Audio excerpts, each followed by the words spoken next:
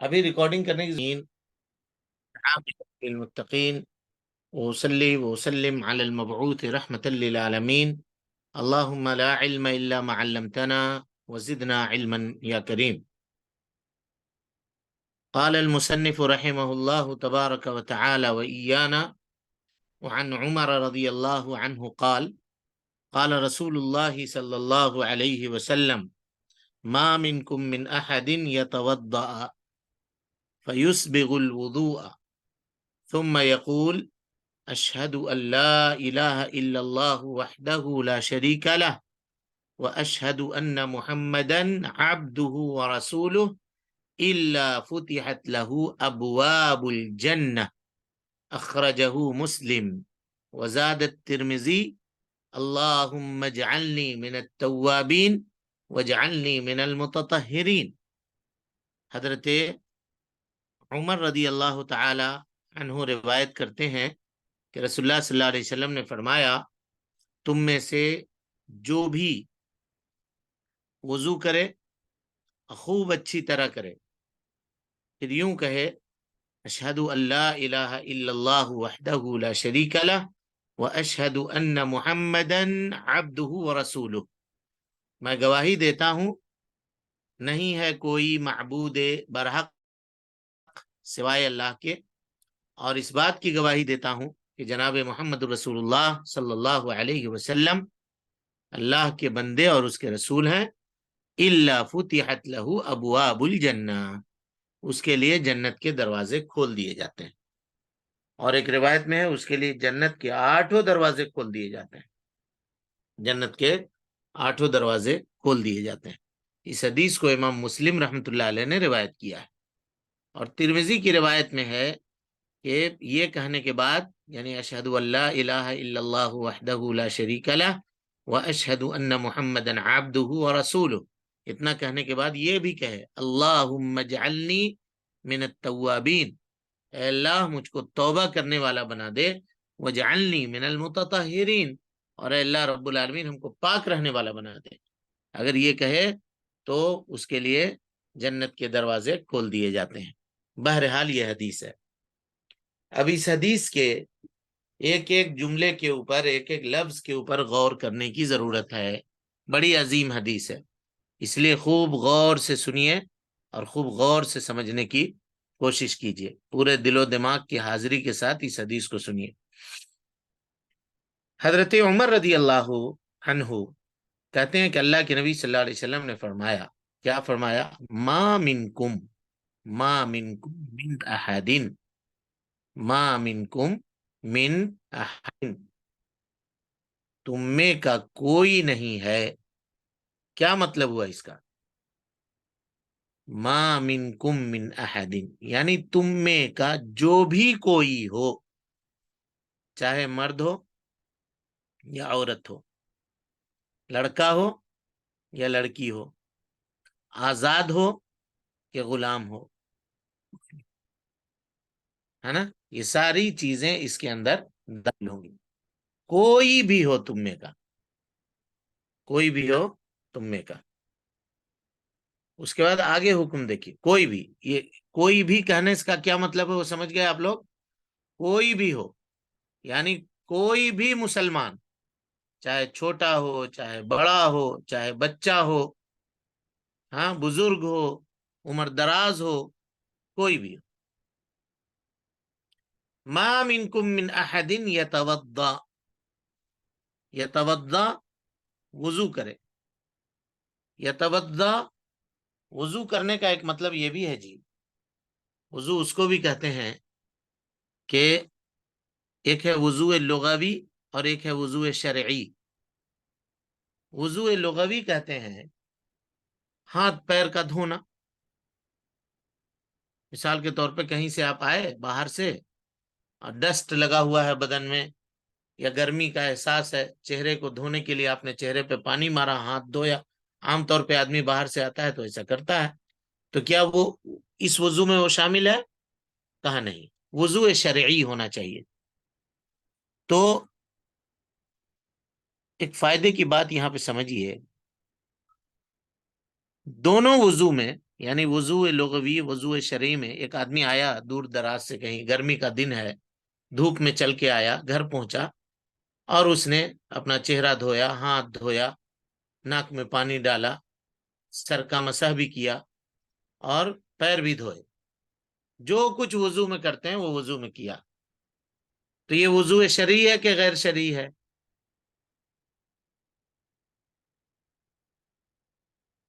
بولیے کیا ہوا جی؟ انمیوٹ کیجئے لوگوں کو اگر روکے ہوئے ہیں تو۔ غیر شرعی ہے، کیوں غیر شرعی ہے؟ کیا وجہ ہے کہ غیر شرعی ہے؟ کیونکہ اس کی نیت یہ تھی کہ اس کو ہاں اس کا ماشاء اللہ، پسینہ دور ہو جائے۔ اللہ علم میں اضافہ کرے۔ نیت، نیت، بس اب روک دیجئے، بس اب بند کیجئے۔ یہی فائدہ ہے نیت کا۔ نیت دو عبادتوں کے درمیان تفریق کرتی ہے اور عادت اور عبادت کے درمیان بھی تفریق کرتی ہے۔ مثال کے طور پہ اس کی مثال سمجھیے، ہم فرض پڑھ رہے ہیں کہ نفل پڑھ رہے ہیں؟ فجر کی 2 رکعت نماز ہے فرض، اور فجر کی 2 رکعت نماز سنت بھی ہے، دونوں سیم ہے، کچھ نہیں۔ اللہ اکبر کہنا بھی سیم ہے، سورہ فاتحہ بھی اس کے بعد پڑھنی ہے، اور اس کے بعد کوئی سورہ بھی پڑھنا ہے، رکوع بھی ویسی کرنا ہے، سجدہ بھی ویسی کرنا ہے، تشہد میں بھی ویسی بیٹھنا ہے، سلام بھی ویسی پھیرنا ہے۔ لیکن ایک کو کہہ رہے ہیں کہ یہ سنت ہے، ایک کو کہہ رہے ہیں کہ یہ فرض ہے۔ کیسے پتا چلا؟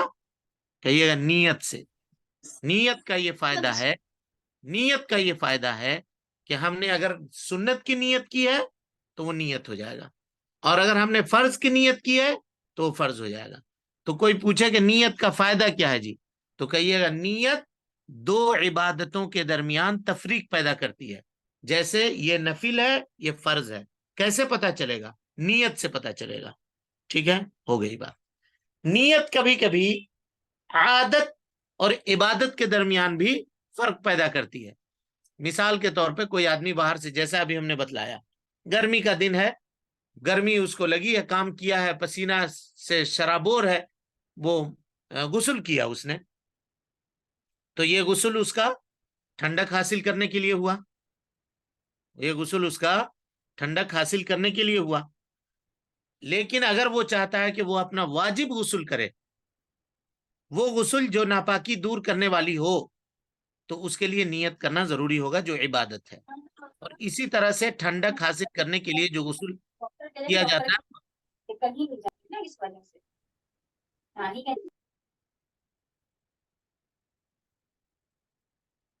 ٹھنڈک حاصل کرنے کے لیے جو غسل کیا جاتا ہے وہ عادت ہے۔ تو عادت اور عبادت کے درمیان تفریق جو ہوگی وہ نیت کے ذریعے سے ہوگی، نیت کے ذریعے سے ہوگی۔ اسی لیے جی بند کر دیجیے سب کو۔ اسی لیے کہتے ہیں کہ اگر کوئی آدمی، اس کو غسل کی ضرورت ہے اور بغیر نیت کے وہ اگر اپنے اوپر پانی بہا لے اور 1 گھنٹے تک نہاتا رہے، تب بھی وہ پاک نہیں ہوگا۔ کیوں پاک نہیں ہوگا؟ کہ اس نے پاکی حاصل کرنے کی نیت نہیں کی ہے۔ تو ضروری ہے کہ جب آپ فرض غسل کر رہے ہوں تو اس سے پہلے نیت کر لیں۔ ٹھیک ہے، اتنی بات سمجھ گئے ہوں گے میرے خیال سے۔ تو یہاں پہ وضو لغوی مراد نہیں ہے، بلکہ یہاں پر وضو شرعی مراد ہے، وضو شرعی مراد ہے۔ اور وضو شرعی کس کو کہتے ہیں؟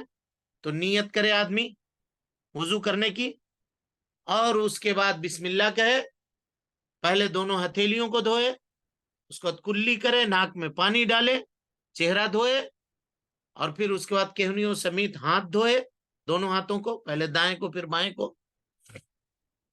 حدیث اوپر پڑھ چکے ہیں، آپ کے نبی صلی اللہ علیہ وسلم کو دایاں پسند تھا، تو دائیں سے شروع کرے، پہلے دائیں ہاتھ کو پھر بائیں ہاتھ کو، اور اس کے بعد پھر سر کا مسح کرے، کان کا مسح کرے، اور اس کے بعد دائیں پیر کو دھوئے، بائیں پیر کو دھوئے۔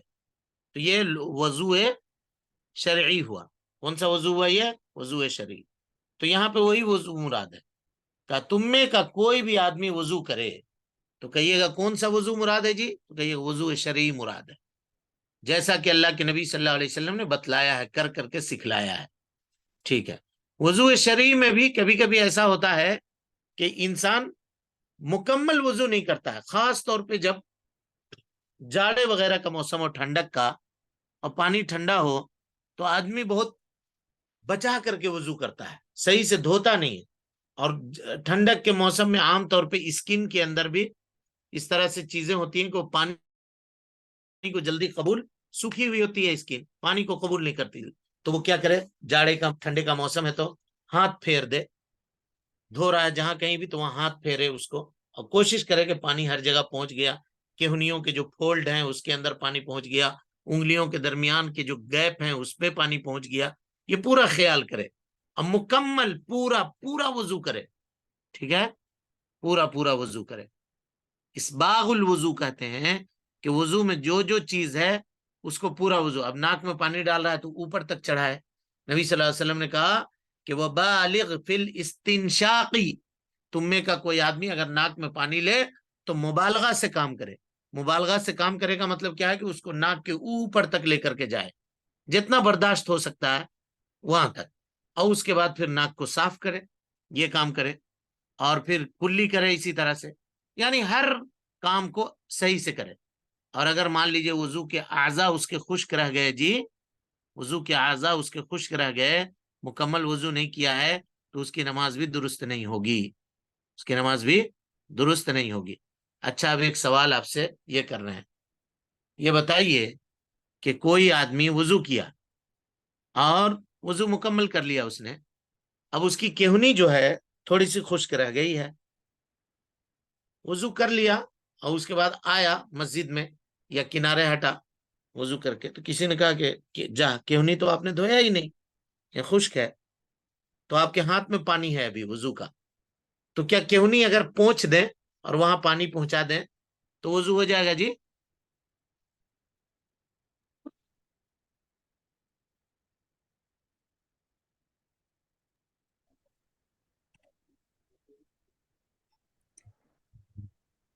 وضو ہوگا نہیں ہوگا؟ السلام علیکم. نہیں ہوگا.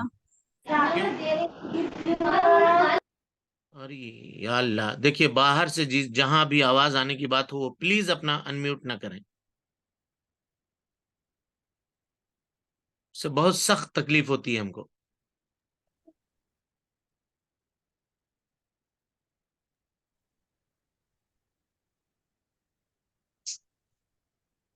السلام علیکم شیخ، ہو جائے گا.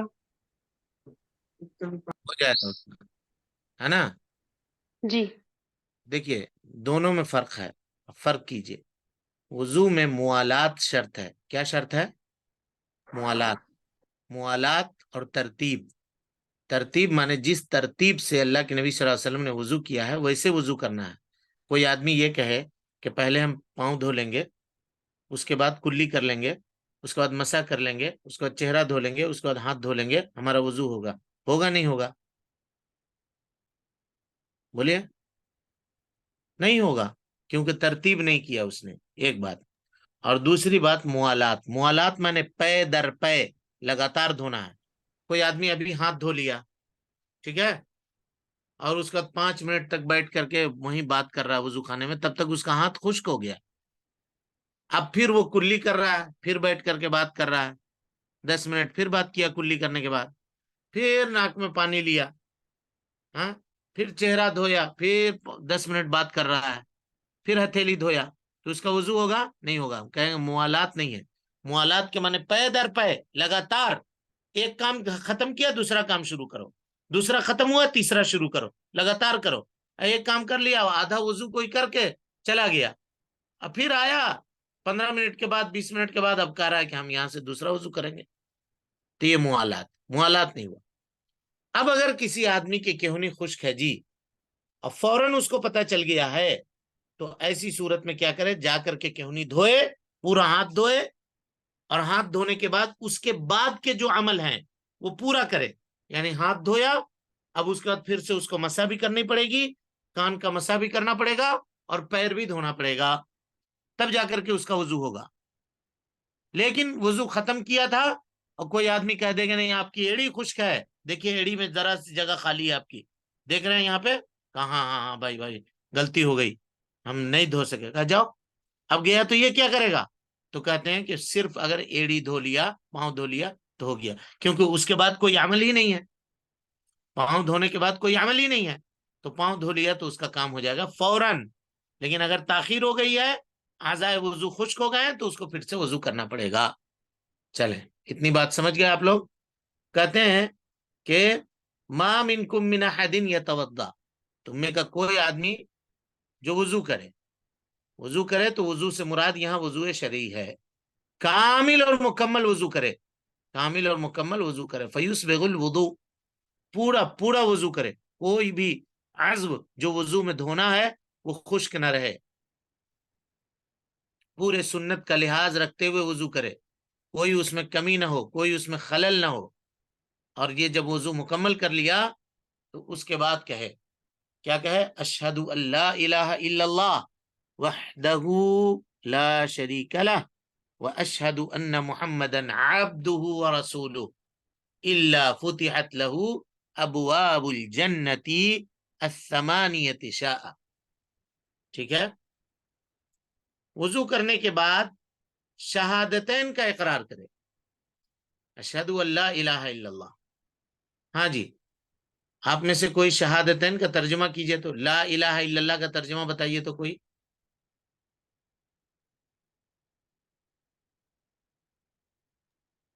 نہیں ہے کوئی الہ، اللہ کے سوا کوئی الہ نہیں.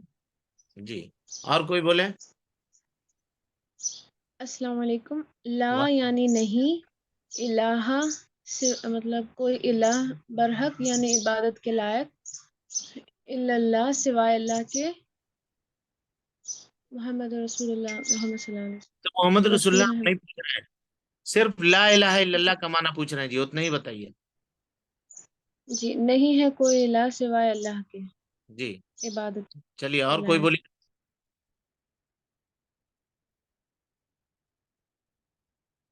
ہاں،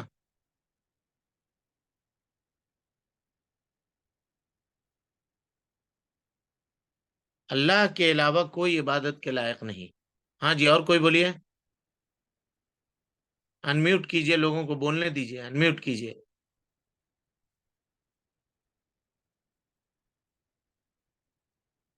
There is نہیں no کوئی معبود برحق سوائے اللہ کے.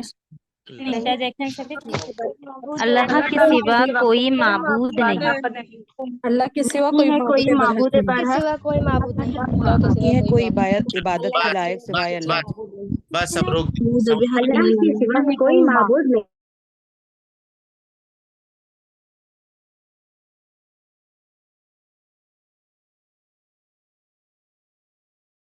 اگر معاملہ اس طرح سے ہے تو کیسے ہوگا بتائیے تو.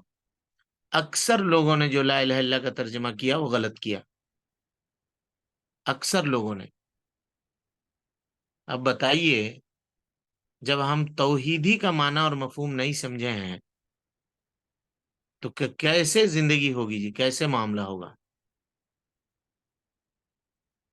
یعنی اس سے یہ پتہ چلتا ہے کہ ہم لوگوں کو اب کتنا ورک کرنے کی ضرورت ہے ان چیزوں کے اوپر، اور کتنی کوشش کرنے کی ضرورت ہے. جو ہماری بنیادی چیز ہے جس کے ذریعے سے ایک آدمی مسلمان ہوتا ہے اور جس پر اس کے جنت کے داخلے کا دار و مدار ہے، اس کی زندگی کی پوری کوششوں کا نچوڑ ہے، اس کی زندگی کے پوری کوششوں کا نچوڑ ہے. اگر اس پہ اس طرح سے اس کے معانی کو آج تک ہم لوگ نہیں سمجھے ہیں تو کیسے ہوگا پھر؟ چلیے، جو وقت گزر گیا گزر گیا، لیکن اب اگر اللہ تعالیٰ نے آپ لوگوں کو موقع دیا ہے پڑھنے کا تو خوب دل جمعی کے ساتھ خوب محنت کر کے پڑھیے اور ان چیزوں کو درست کرنے اور صحیح کرنے کی کوشش کیجیے. دیکھیے میں ترجمہ کرتا ہوں. لا الہ الا اللہ، لا الہ الا اللہ. اب کوئی نہیں لکھے، بس ہم بتا رہے ہیں، اس کو سنیے. لا الہ الا اللہ. لا مانے نہیں، الہ مانے معبود. نہیں ہے کوئی معبود الا اللہ سوائے اللہ کے. یہ ترجمہ کرتے ہیں، یہ ترجمہ غلط ہے. ترجمہ صحیح کیا ہے؟ لا کو جو پہلے ذکر کیا نا، اس سے ایک اور معنی پیدا ہو رہا ہے. کیا معنی پیدا ہو رہا ہے؟ لا الہ الا اللہ، نہیں ہے کوئی معبود برحق یا حقیقی سوائے اللہ کے. اگر ہم یہ ترجمہ کریں نہیں ہے کوئی معبود سوائے اللہ کے، تو یہ ترجمہ 100% غلط ہوگا. کیوں غلط ہوگا؟ اس لیے کہ اللہ کے علاوہ بھی معبود ہیں جو لوگوں نے بنا رکھے ہیں. تو آپ کیسے کہہ رہے ہیں کہ نہیں ہے کوئی معبود؟ جب آپ حقیقی نہیں کہیں گے تو کیسے ہوگا؟ یا برحق نہ کہیں گے تو کیسے ہوگا؟ اسی کو اللہ تعالیٰ نے قرآن مجید کے اندر بیان کیا ہے. اللہ کہتا ہے ذالک بان اللہ هو الحق، وہ اللہ رب العالمین ہے جو حق کے ساتھ معبود ہے. وانما يدعون من دونه هو الباطل، جب حق اللہ کے پاس ہے تو ظاہر سی بات ہے حق کے علاوہ جتنے ہیں وہ سب کے سب معبودان باطلہ ہیں، وہ سب کے سب ناحق معبود ہیں، باطل معبود ہیں.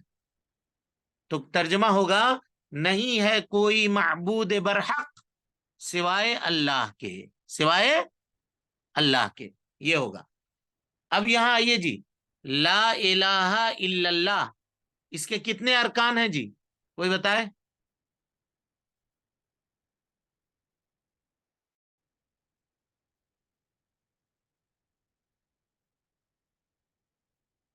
انمیوٹ کیجئے لوگوں کو. کتنے ارکان ہیں لا الہ الا اللہ کے؟ دو. دو ہے ارکان.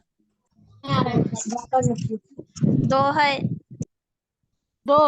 اس بات اور نفی. ہاں، اللہ کچھ لوگوں عالم نے نہیں پتا. کچھ لوگوں نے 5 لکھا ہے، کچھ لوگوں نے 7 لکھا ہے. نہیں، دو ہے.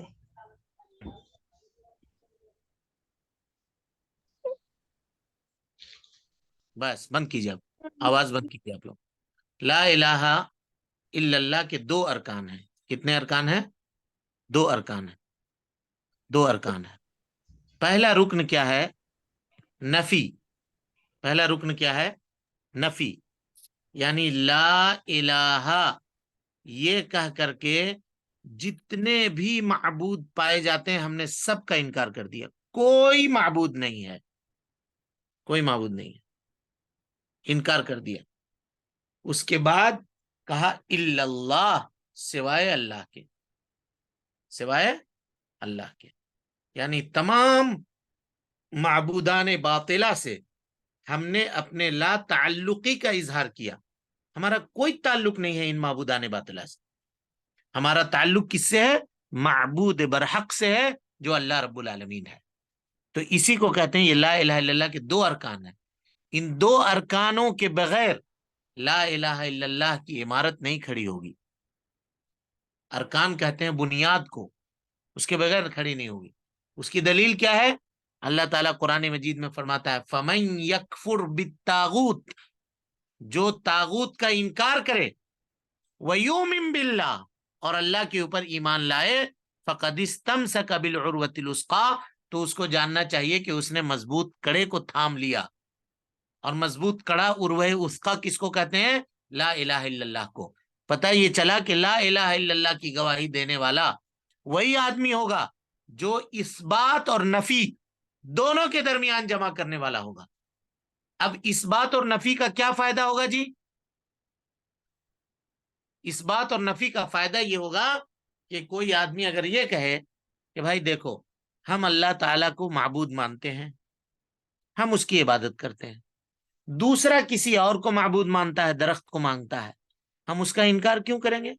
اس کا فیت ہے وہ کرے. کوئی ندی کو معبود مانتا ہے وہ کرے، کوئی سورج کو مانتا ہے وہ کرے، ہم اس کا انکار کیوں کریں گے؟ ہم کیوں کریں گے اس کا انکار؟ تو کیا وہ آدمی مومن ہوگا یا نہیں ہوگا جی؟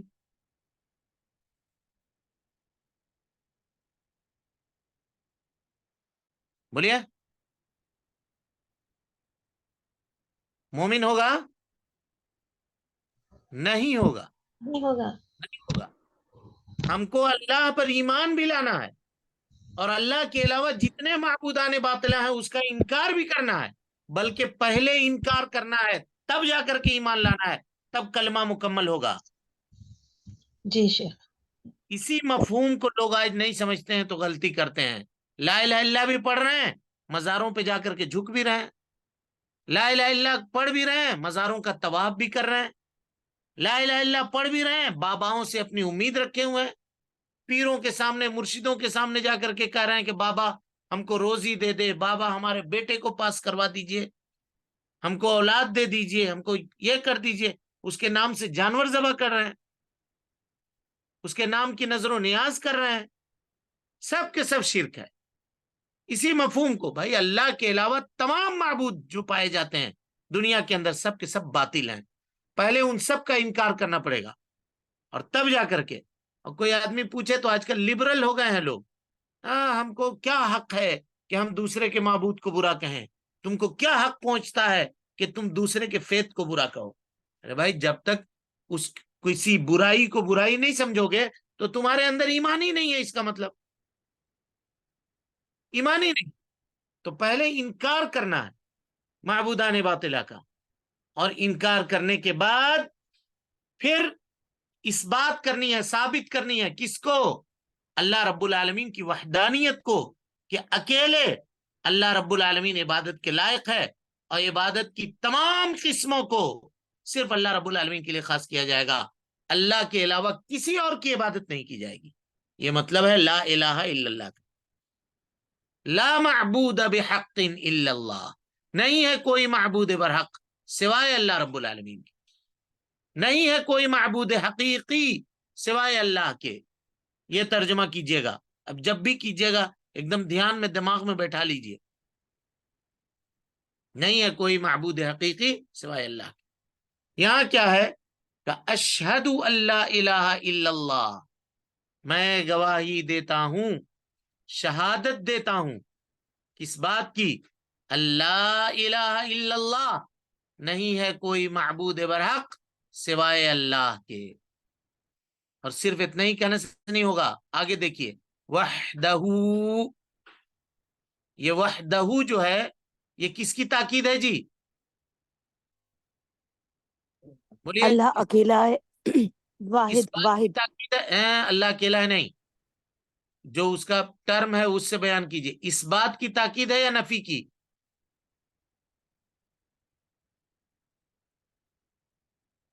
اس بات کی تاکید ہے یا نفی کی تاکید ہے جی؟ اس بات کی، وہ رکن جو اس بات ہے اس کی تاکید ہے یہ وحدہ، یعنی اکیلا ہے۔ ہم اس اللہ کی عبادت کو ثابت کرنا چاہ رہے ہیں جو احد ہے، جس نے اپنے بارے میں کہا قل هو اللہ احد، اکیلا ہے وہ، اسی کا وحدہ اکیلا ہے۔ کوئی آدمی کہے وحدہ کا کیا مطلب ہوا؟ وحدہ کا مطلب یہ ہوا کہ اس کے ملک میں، اس کے تدبیر میں، اس کے کام میں، اس کے عبادت میں کوئی شریک نہیں ہے۔ کوئی کہتا ہے کہ نہیں ٹھیک ہے ہم اللہ کو اکیلا تو مانتے ہیں، لیکن اللہ تعالیٰ نے کچھ پاور بزرگوں کو بھی دے رکھے ہیں، لہذا روزی دینے کے لیے دوسرا بزرگ ہے، اولاد مانگنے کے لیے دوسرا بزرگ ہے، بارش برسانے کے لیے دوسرا بزرگ ہے، روزی مانگنے کے لیے دوسرا بزرگ ہے۔ تو یہ وحدہ کی تحقیق ہوئی جی؟ ہوئی یا نہیں ہوئی؟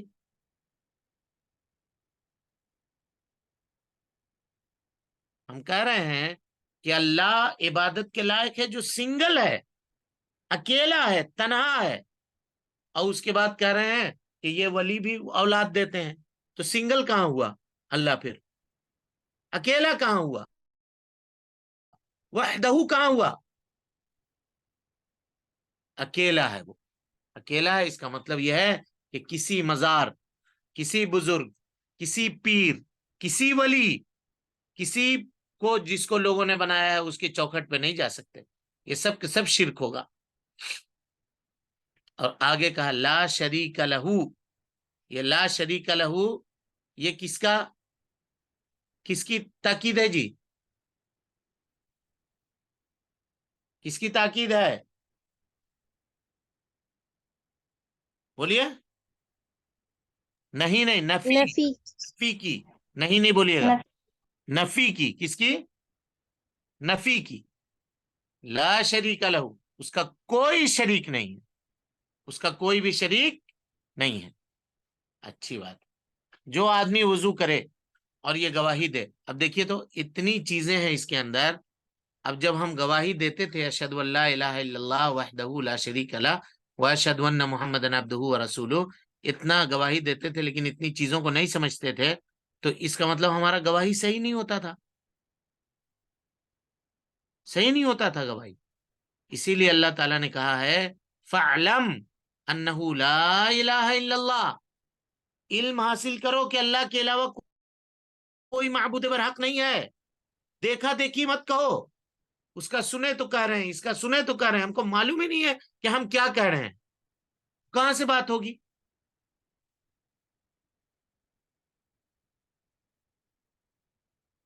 کہا لا الہ الا اللہ، نہیں ہے کوئی معبود برحق سوائے اللہ رب العالمین کے.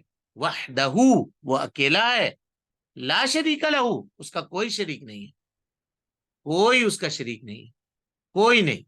چاہے کوئی بھی ہو، چاہے نبی ہو، فرشتہ ہو، ولی ہو، پیر ہو، بزرگ ہو، مرشد ہو، درخت ہو، شجر ہو، حجر ہو، پتھر ہو، پہاڑ ہو، کوئی بھی ہو، کوئی اس کا شریک نہیں ہے. اس کے عبادت میں کسی کو شریک نہیں کر سکتا.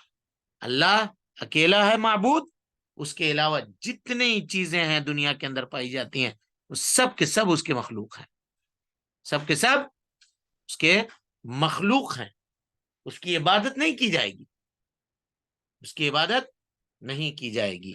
عبادت صرف خالق سبحانہ و تعالی اللہ رب العالمین کی جائے گی. یہ مطلب ہوا لا الہ الا اللہ.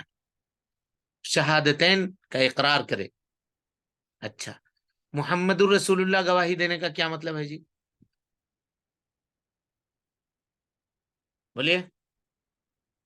وَأَشْهَدُ أَنَّ مُحَمَّدًا عَبْدُهُ وَرَسُولُهُ، اور میں گواہی دیتا ہوں اس بات کی کہ محمد صلی اللہ علیہ وسلم اللہ کے بندے بھی ہیں اور اس کے رسول بھی ہیں.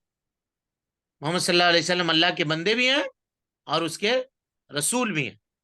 پتہ یہ چلا کہ محمد صلی اللہ علیہ وسلم یہ اللہ کے بندے تھے.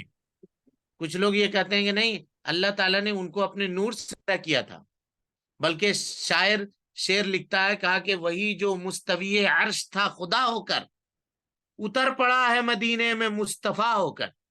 یعنی جو اللہ ہے وہی محمد صلی اللہ علیہ وسلم ہے. والعیاذ باللہ، نعوذ باللہ من ذالک. ایسا کہنے والا آدمی بھی کافر مشرک ہے جی. اللہ یہ کیا ہے؟ اکیلا ہے. اور محمد صلی اللہ علیہ وسلم کیا ہے؟ بشر ہیں، انسان ہیں، عبد ہیں، اللہ تعالیٰ کے کیا ہیں؟ بندے ہیں. اور وہ اللہ کے بندے ہیں اس لیے ان کی عبادت نہیں کی جائے گی. اور رسول ہیں اللہ کے، اس لیے ان کی تکذیب بھی نہیں کی جائے گی، ان کا انکار بھی نہیں کیا جائے گا. جو چیز وہ کہیں گے کرنے کو وہ چیز کیا جائے گا، اور جس چیز سے وہ منع کریں گے روکیں گے اس چیز سے رک جایا جائے گا. لیکن اس کا یہ مطلب نہیں ہے کہ ان کی عبادت کی جائے گی، ہرگز نہیں. اس کا یہ مطلب نہیں ہے کہ ان کے وسیلے سے دعا مانگی جائے گی. اس کا یہ مطلب ہرگز نہیں ہے کہ ان کے قبر کے اوپر حاضر ہو کر کے وہاں سوال کیا جائے گا کہ میرا یہ کام، میرا یہ کام، میرا یہ کام اللہ کے سامنے کروا دیجئے. نہیں، وہ اللہ کے بندے ہیں اور اللہ کے رسول ہیں. اللہ کے بندے اور اللہ کے رسول ہیں. جب وہ اپنی بیٹی سے کہہ رہے ہیں کہ اے فاطمہ رضی اللہ عنہا، دنیا میں سلینی من مالی کی ماشیتی، من مالی ماشیتی، میرے پاس جو مال ہے اگر تم کو کچھ چاہیے، تم مانگنا چاہتی ہو تو مانگو مجھ سے، میں دے دوں گا دنیا میں تم کو، لیکن قیامت کے دن میں تمہارا کچھ بھی کام نہیں آ سکوں گا. تم یہ مت کہنا کہ میرے ابا تو رسول تھے اسی لیے میرا معاملہ کلیئر ہے، ہم چلے جائیں گے. نہیں، تم جو عمل دنیا میں کرو گی وہی عمل تم کو قیامت میں کام آنے والا ہے. ہم تم کو کوئی فائدہ نہیں پہنچا سکتے. تم میری بیٹی ضرور ہو، میری لاڈلی ضرور ہو، میرے دل کا ٹکڑا ہو، لیکن باوجود اس کے ہم آخرت میں تمہارا کچھ مدد نہیں کر سکتے. آج کل لوگ سکھاتے ہیں ہاں فلاں کے نام کی 11ویں کر لو، اس کے نام کی یہ کر لو، تو خواجہ قبر میں آ کے جواب دے دیں گے اور تمہارا آخرت میں تمہارا بیڑا پار کروا دیں گے. تو کیا خواجہ اور وہ فلاں اور وہ پیر اور وہ مرشد، کیا وہ اللہ کے نبی صلی اللہ علیہ وسلم سے زیادہ پاورفل ہے کیا؟ نبی اپنے بچی کو کہہ رہے ہیں، ایک بچی کو جس سے آپ محبت کرتے تھے اس کو کہہ رہے ہیں کہ تم کو جو مال چاہیے میرے سے مانگو دنیا میں، ہم تم کو دے دیں گے، لیکن آخرت میں یہ نہیں کہنا کہ میرا باپ رسول تھا تو میری مغفرت ہو جائے گی، ہم بچ جائیں گے، نہیں ہے۔ یہ مفہوم کو سمجھنا ہے، تب جا کر کے اچھا نبی صلی اللہ علیہ وسلم کو ہم نبی مان بھی رہے ہیں نبی، لیکن اپنے من کی کر رہے ہیں، اپنے من کی کر رہے ہیں۔ نبی صلی اللہ علیہ وسلم نے کہا کہ یہ کام نہ کرو، لیکن ہم کہہ رہے ہیں کہ چلو یہ کام کر لیتے ہیں، کیا حرج کی بات ہے۔ نبی صلی اللہ علیہ وسلم نے کہا کہ یہ کام کرو، ہاں یہ کام ہم سے نہیں ہوگا، بہت مشکل ہے، ہم نہیں کر سکیں گے۔ آپ نے کہا کہ پردہ کرو، کہا گیا اس زمانے کے خاتون کا کام تھا، ابھی تھوڑی، ابھی ہم لوگوں کا دل پاک صاف ہے، پردہ کرنے کی ضرورت نہیں، دل پاک صاف ہے۔ صحابیات سے زیادہ دل کس کا پاک صاف ہوگا؟ امہات المومنین سے زیادہ دل کس کا پاک صاف ہوگا؟ اللہ نے ان کو پردہ کرنے کا حکم دیا ہے، اس کا مطلب آج کے خاتون ان سے زیادہ متقی اور پرہیزگار ہے کیا؟ تو جو محمد الرسول اللہ کو محمد الرسول اللہ مانے، گواہی دے، اور ان کی بات نہ مانے، تو اس کا مطلب یہ ہوا کہ وہ نبی صلی اللہ علیہ وسلم کو رسول ماننے والا نہیں ہے۔ اللہ کو معبود برحق ماننے کا مطلب یہ ہے کہ صرف اسی کی عبادت کی جائے گی، اور رسول کو رسول ماننے کا مطلب یہ ہے کہ دین میں صرف انہی کی بات مانی جائے گی، اس کے علاوہ کسی کی بات مانی نہیں جائے گی۔ اگر ان کی بات آ گئی ہے تو ان کے بات کے اوپر کسی کی بات کو ترجیح نہیں دی جائے گی۔ حدیث تو ایسے ہے، لیکن ہمارے مولانا صاحب یہ کہہ رہے ہیں، حدیث تو ایسے ہے لیکن یہ حدیث ہم کو سوٹ نہیں کر رہی ہے، ہم دوسرے طرف سے دیکھیں گے معاملے کو۔ حدیث تو ہے، ٹھیک ہے، ہم حدیث کے اوپر ایمان رکھتے ہیں، لیکن موجودہ زمانے میں آپ حدیث کے اوپر پورا نہیں عمل کر سکتے نا، کچھ تو راستہ ہوگا، راستہ نکالیے۔ لوگ ایسا کہتے ہیں، کیا راستہ نکلے گا؟ اگر آپ گواہی دے رہے ہیں وَأَشْهَدُ أَنَّ مُحَمَّدًا عَبْدُهُ وَرَسُولُهُ، تو پھر اس کی بات کے اوپر راستہ نکال رہے ہیں، تو گواہی آپ کا مکمل کہاں ہوا؟ اس کا مطلب یہ ہوا کہ جو آدمی یہ گواہی دے، اپنے دل دماغ کے اندر ان چیزوں کو حاضر رکھ کے گواہی دے، اور خالی ایسی رسم و رواج کی طرح سے، بھجن کیرتن کرنے کی طرح سے کر دیا، ہاں جیسے وہ کر رہے ہیں، فلاں کر رہا ہے، فلاں کر رہا ہے، اور دل کے اندر کوئی چیز موجود ہی نہیں ہے، وہ آدمی مومن نہیں ہوگا جی۔ پرمپرا ہے، رسم ہے، رواج ہے، باپ دادا کہہ رہے تھے، ہم بھی کہہ رہے ہیں۔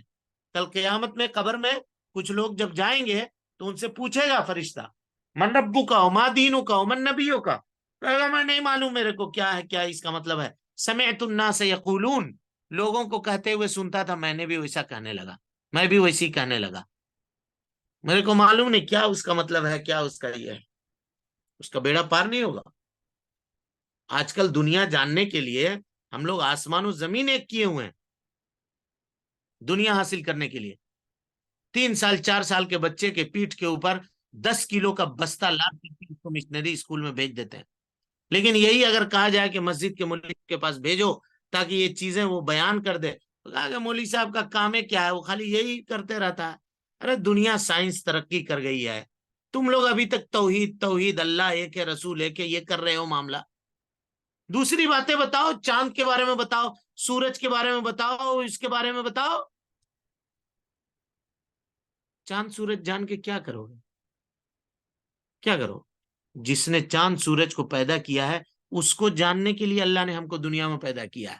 وما خلقت الجن والانس الا لیعبدون، ہم نے تم کو اس لیے نہیں پیدا کیا کہ تم چاند سورج کے اوپر جانو، تم میری عبادت کرو۔ ہاں عبادت کرنے کے بعد اگر وہ علم فائدہ مند ہے تو سیکھو، اسلام تم کو منع نہیں کرتا، لیکن اگر دین کی قیمت پہ وہ علم سیکھ رہے ہو تو قسم اللہ کی وہ گھاٹے کا سودا ہے۔ کل قبر میں آ کر کے فرشتہ آپ سے یہ نہیں پوچھے گا کہ تم نے نیٹ پاس کیا تھا نہیں پاس کیا تھا، آئی ایس بنے تھے نہیں بنے تھے، آئی پی ایس بنے تھے یا نہیں بنے تھے، دنیا میں کے جو تعلیمات ہیں اس کی کتنی ڈگریاں تمہارے پاس ہیں، یہ نہیں پوچھے گا۔ وہ پوچھے گا من ربو کا، تمہارا رب کون ہے، وما دینو کا، تمہارا دین کیا ہے، ماذا تقول فی ھذا الرجل، اس آدمی کے بارے میں کیا کہتے ہو جو تمہارے طرف رسول بنا کر کے بھیجا گیا تھا، یہ پوچھے گا۔ اپنے کو یہ تعلیم دیجئے، اپنے بچے کو یہ تعلیم دیجئے جو اس کے قبر میں اس کا کام آئے، ورنہ وہ بچہ ان ڈگریوں کو لے کر کے آپ کے منہ کے اوپر مار دے گا اور کہے گا کہ آپ نے مجھ کو یہ ڈگریاں سکھانے کے لیے ٹھٹھرتی ہوئی سردی میں بھی صبح 6 بجے سویٹر پہنا کر کے دوڑا دیا تھا، اسکول بھیج دیا تھا، لیکن یہ تعلیمات نہیں دی، آج یہ ڈگریاں نہیں چل رہی ہیں، اللہ نہیں مان رہا ہے، دنیا بہت کما لی ہے ڈگری سے، نوکری بہت کما لی ہے، لیکن آخرت میں یہ کام نہیں دے رہا۔ اس وقت آپ بھی مجرم ہوں گے، آپ بچ نہیں سکیں گے. اسی کو اللہ کے نبی صلی اللہ علیہ وسلم نے بیان کیا جی طلب العلم فریضۃ علی کل مسلم. علم دین کا اتنی مقدار میں سیکھنا جتنے لوگ اپنے رب کو جانے، اپنے رسول کو جانے، ہر مسلمان کے اوپر فرض ہے. آج ہم لوگوں کا تعلق دین سے صرف اتنا حد تک ہے کہ آدھار کارڈ بناتے ہیں اگر، یا اسکول کا فارم بناتے ہیں یا پاسپورٹ بناتے ہیں تو بولڈ میں لکھتے ہیں مسلم. بس مسلم کہتے کس کو ہے؟ لا الہ الا اللہ کا معنی کیا ہے؟ اب کسی اسکول سے جا کر کے اسکول کے گیٹ پر کھڑے ہو جائیے، میٹرک پڑھنے والے اور 8 کلاس 10 کلاس پڑھنے والے بچوں سے آپ سوال کیجئے، کوئی نہیں بتا پائے گا الا ماشاء اللہ لا الہ الا اللہ کا معنی. اور بتائے گا بھی تو غلط بتائے گا، بتائے گا ابھی تو غلط بتائے گا. اب آپ دیکھیے نا، افسوس کا بات ہے، ہاں وہ آدمی جو اس میں آتا ہے، یہ عام طور پہ لوگ اس کو بیان کرتے ہیں کہ کسی کوئز وغیرہ میں حصہ لیا کسی نے، اس سے پوچھا گیا دنیاوی سوالات دنیا بھر کے کیے گئے، سب کا وہ صحیح جواب دیا، لیکن اس سے پوچھا کہ مسلمانوں کے پیغمبر کا کیا نام ہے ذرا بتاؤ، تو کہتا ہے جبرائیل. جبرائیل نام ہے مسلمان کا اس کا، لیکن اس کو پتا نہیں ہے کہ میرے نبی کا کیا نام. کیا فائدہ اس زندگی سے اور اس مسلمان سے کیا فائدہ؟ لہذا اس کو سمجھنے کی کوشش کیجیے. حدیث کی تشریح باقی ہے، پھر ہم کل کے درس میں اسی حدیث کی طرف لوٹیں گے. چونکہ اس کا تعلق توحید سے ہے، اس لیے اس کو جاننا خوب ضروری ہے، اور خوب اچھی طرح سے اس کو جانیے اور سمجھنے کی کوشش کیجیے، تب جا کر کے. ورنہ خالی زبان سے کہیے لا الہ الا اللہ. اقبال نے اسی کو کہا ہے، زبان سے کہہ بھی دیا لا الہ تو کیا حاصل، دل و نگاہ جو مسلمان نہیں کچھ بھی نہیں. آج دنیا میں اکثر مسلمان ایسے ہیں جو لا الہ الا اللہ پڑھتے ہیں، اس کا معنی معلوم نہیں ہے ان کو. اسی لیے دیکھیے گا کہ لا الہ الا اللہ پڑھ رہا ہے، نام عبداللہ ہے، عبد الرحمن ہے، لیکن مزار پہ جا کر کے جھک رہا ہے، وہاں جا کر کے چادر چڑھا رہا ہے، وہاں جا کر کے اپنی ضرورت مانگ رہا ہے. اللہ تعالی ہم سب کو شریعت کا صحیح علم حاصل کرنے کی توفیق دے، اور رب العالمین اس کے مطابق عمل کرنے اور زندگی گزارنے کی توفیق نصیب فرمائے. آمین. وآخر دعوانا ان الحمد للہ رب العالمین. والسلام علیکم ورحمۃ اللہ وبرکاتہ.